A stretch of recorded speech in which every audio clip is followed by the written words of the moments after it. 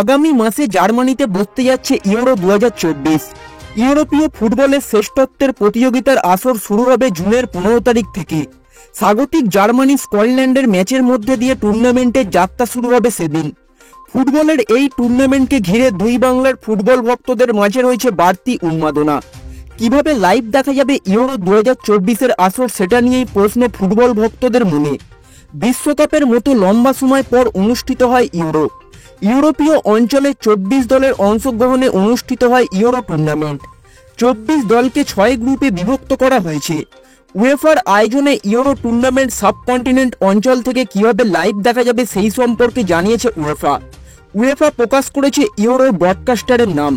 কোন অঞ্চল থেকে কিভাবে লাইভ সম্প্রচার করা হবে ইউরো, সেটা জানা গেছে সেখানে। উয়েফার ওয়েবসাইটে বিস্তারিত এক আলোচনায় জানা গেছে এবারের ইউরোর আসর সরাসরি সম্প্রচার করবে সোনি 6, যেটা ব্যবহার করে ভারত এবং বাংলাদেশ থেকে লাইভ দেখা যাবে ইউরো 2024-এর আসর।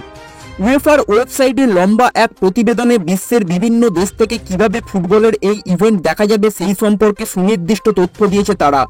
সেখানে জানানো হয়েছে ইন্ডিয়া ও বাংলাদেশে লাইভ সম্প্রচার করা হবে ইউরো 2024 সোনি 6 টিভি চ্যানেলের মাধ্যমে।